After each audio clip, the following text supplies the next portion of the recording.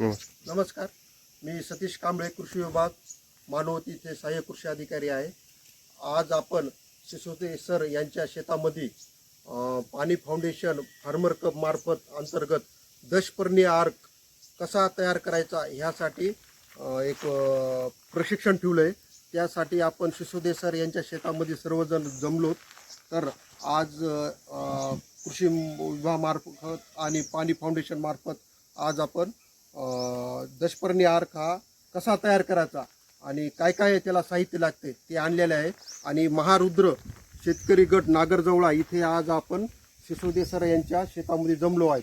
तर प्रत्येकाने आपापलं काय काय आणलं साहित्य ते आपापलं 2-2 मिनिटांमध्ये. प्रकाश ज्ञानोबा होगे.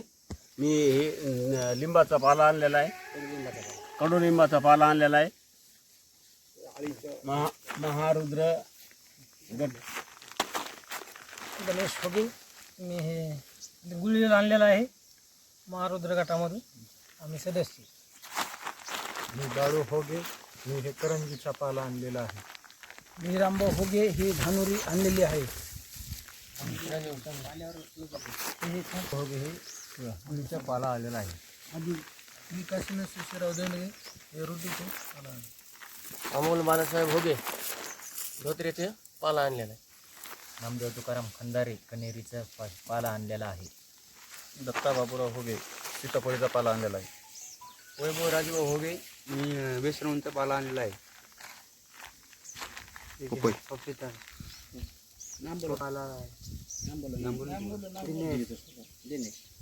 हा गाईचं ताजं शेण, देशी गाईचं ताजं शेण घेतलेलं आहे.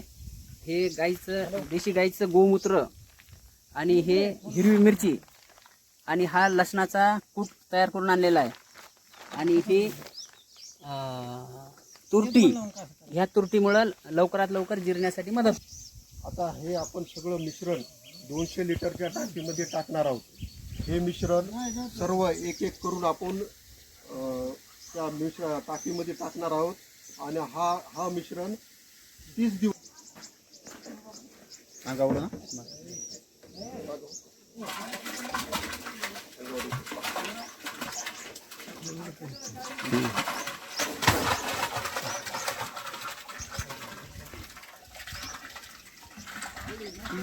शेणाचं स्लरी त्याच्यात पाण्यामध्ये टाकण्यात आलेली आहे. त्यानंतर गोमूत्र टाकीत टाकून मिक्स करण्यात येत आहे. आणि हा मिरचीचा कूट, हिरवी मिरची, तिखट मिरची, त्याचा कूट टाकण्यात येत आहे. आता हा कडुलिंबाचा पाला टाकीत टाकण्यात येत आहे.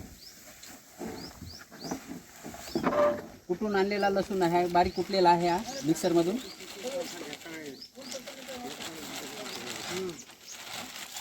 पपईचा पाला त्याच्यात मिक्स करण्यात येत आहे.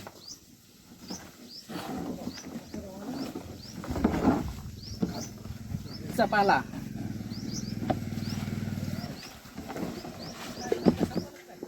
हे धोत्र्याचा पाला, या धोत्र्याच्या फळासाठी टाकण्यात येत आहे. हा आहे बेश्रमाचा पाला, नदीच्या काठी किंवा नाल्यामध्ये जो असतो बेश्रम वाढलेला त्याचा पाला आहे. हे धानोरा, हे अडुळसाचे झाडं आपल्याकडे आहेत म्हणून आपण अडुळसा टाकतोय. हे कनेरीचा पाला,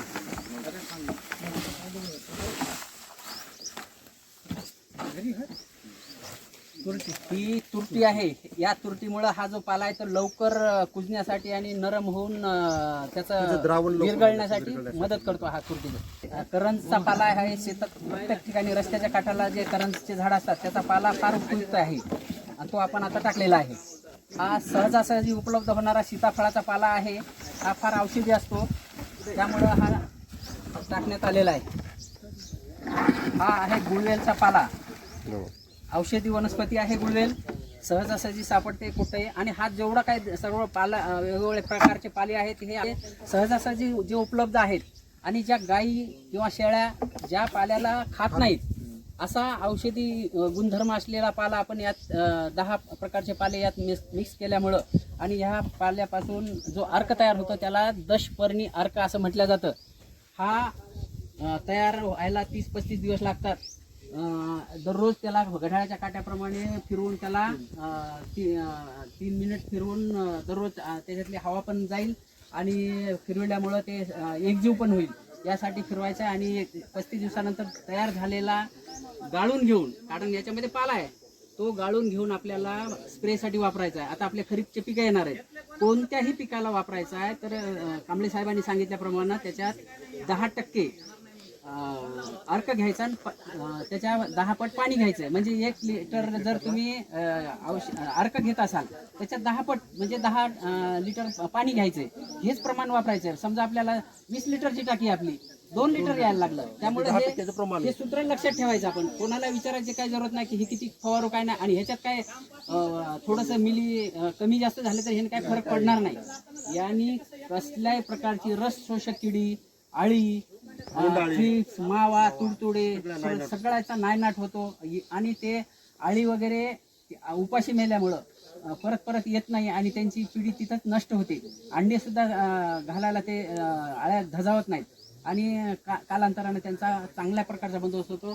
भारी औषधं नावालाच आहेत परंतु त्याच्याने परिणाम मिळणार, परंतु हा दशपर्णी अर्क सगळ्यांना उपयोगी पडणार आहे आणि त्याचा आपण प्रॅक्टिकल केलेले आहे. आणि सर्वांनी मिळून आपल्या शेतात, आता हे झालं इथं प्रॅक्टिकल, आता प्रत्येकाने आपल्याकडे करायचंय. कोणाकडे काही नसेल तर आपल्या एकमेकाकडे मागून घ्यायचंय.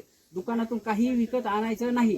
ह्या निविष्ट आपल्याला स्वतःहून तयार करायच्या आहेत, फावल्या वेळात करायच्या आहेत. आता आपल्याला वेळ